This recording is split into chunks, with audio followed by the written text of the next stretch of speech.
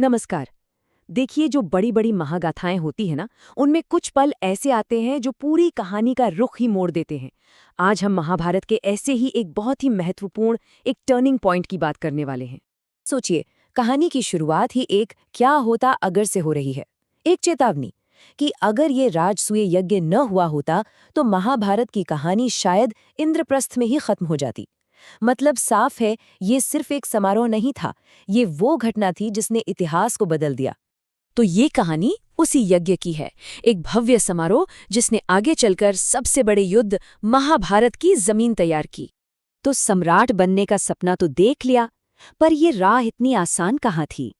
इस यज्ञ को करने के लिए सबसे पहले पांडवों को ये साबित करना था कि उनमें दम है, और उनके रास्ते में सबसे बड़ा पहाड़ बनकर खड़े थे मगध के अत्यंत शक्तिशाली राजा जरासंध। और जब भीम ने जरासंध को हराया ना, तो ये सिर्फ एक दुश्मन का अंत नहीं था। सोचिए, उन्होंने जरासंध के कैद खाने में बंद कई राजाओं को आजाद कर दिया। अब ये सभी शक्तिशाली राजा, जो कल तक दुश्मन हो सकते थे, आज पांडवों के एहसानमंद थे। एक तरह से उनकी वफादारी से ही एक नए साम्राज्य की नींव रखी जा रही थी। जरासंध के हटने के बाद रास्ता बिल्कुल साफ हो गया था।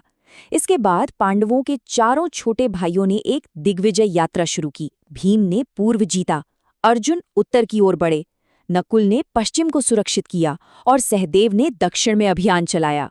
देखते ही देखते चारों दिशाओं में पांडवों का डंका बज रहा था।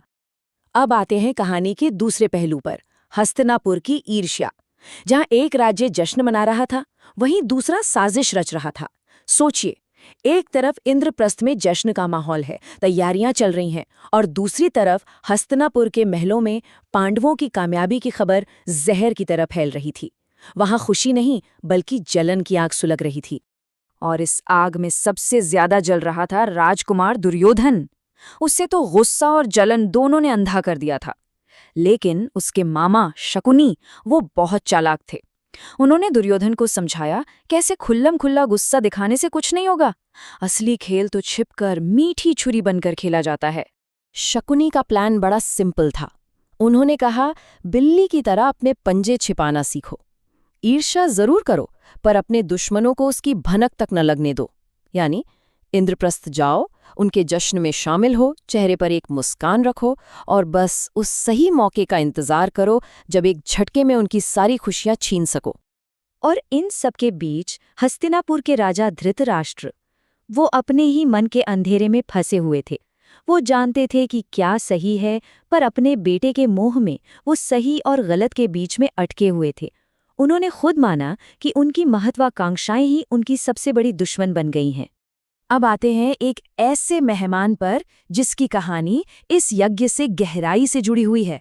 देखिए, हर राज्य से बड़े बड़े राजा महाराजा इंद्रप्रस्थ आ रहे थे, लेकिन इन सब में एक शख्स ऐसा था जिसकी यात्रा बाकियों से बिल्कुल अलग थी। जी हाँ, मेहमानों के बीच एक व्यक्ति अपनी ही मौत की तरफ बढ़ रहा था, और वो था चेदी का राजा शिशुपाल। रिश्ते में तो पांडवों और श्रीकृष्ण दोनों का ही भाई था, पर दिल में भाईचारा नहीं, नफरत का समंदर था। और शिशुपाल की कहानी समझना इसलिए जरूरी है क्योंकि इस यज्ञ में आगे जो होने वाला है ना, उसकी नींव उसके अतीत में रखी हुई है। उसकी मौत की भविष्यवाणी तो उसी दिन हो गई थी जिस दिन वो पैदा हुआ था। तो चलिए थोड़ा फ्लैशबैक में चलते हैं। कहानी शुरू होती है चेदी के राजमहल से, जहां एक अजीब बच्चे का जन्म हुआ। इतना अजीब कि उसकी अपनी माँ की नजरों में वो किसी राक्षस जैसा था। क्योंकि जब शिशुपाल पैदा हुआ, उसकी 3 आंखें और 4 हाथ थे, और उसके जन्म के साथ ही एक आकाशवाणी हुई, एक भविष्यवाणी। उस आकाशवाणी ने कहा, जिस व्यक्ति की गोद में इसकी अतिरिक्त भुजाएं और आंख गायब हो जाएंगी, वही इसे मारेगा। बड़ी अजीब भविष्यवाणी थी ये। और फिर ये भविष्यवाणी सच हो गई। जब शिशुपाल को उसके चचेरे भाई बालक कृष्ण की गोद में रखा गया, तो जैसे ही कृष्ण ने उसे छुआ, पल भर में उसकी अतिरिक्त आंख और हाथ सब गायब हो गए। और उसी वक्त शिशुपाल की मां समझ गई कि उसके बेटे का काल कोई और नहीं, स्वयं कृष्ण ही बनेंगे। अब अपने बेटे का ऐसा भविष्य देखकर कोई भी मां घबरा जाती। उन्होंने कृष्ण से विनती की, और तब कृष्ण ने अपनी बुआ को एक वचन दिया। उन्होंने कहा कि वो शिशुपाल के एक नहीं, दो नहीं, पूरे 100 अपराध माफ करेंगे, चाहे वो अपराध मौत की सजा के लायक ही क्यों ना हो। तो चलिए फ्लैशबैक से वापस आते हैं वर्तमान में। अब वही शिशुपाल अपने 100 अपराधों की गिनती पूरी करने के बहुत करीब इंद्रप्रस्थ आ रहा है, और उसे इस बात का बिल्कुल अंदाजा नहीं है कि उसके पास जो 100 मौके थे वो अब खत्म होने वाले हैं। और इंद्रप्रस्थ में उस समय का कौन क्या है इकट्ठा हो रहा था। सोचिए, पितामह भीष्म और द्रोणाचार्य वहां थे। हस्तिनापुर से दुर्योधन और कर्ण पूरी ताकत के साथ मौजूद थे। द्वारिका से श्रीकृष्ण और बलराम भी आए थे। और इन सब के बीच वो राजा जिसके सिर पर मौत मंडरा रही थी, चेदी का शिशुपाल। यानी दोस्त, दुश्मन, सब एक ही छत के नीचे। इस यज्ञ की महानता और पवित्रता का अंदाजा इस बात से लगाइए कि स्वयं श्री कृष्ण, जो तीनों लोकों की स्वामी माने जाते हैं, वो मेहमानों की सेवा कर रहे थे। उन्होंने सेवा को ही सबसे बड़ा सम्मान बना दिया। ये दिखाता है कि ये यज्ञ कितना बड़ा और कितना जरूरी था।